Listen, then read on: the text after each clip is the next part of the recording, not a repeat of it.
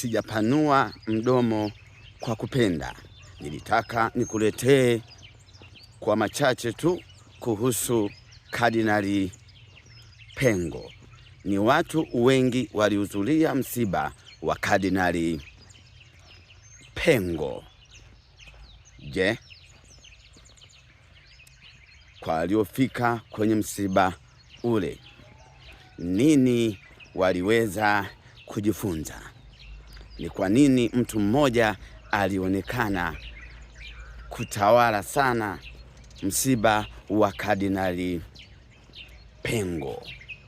Maana yangu, kila jambo kwa wakati wake.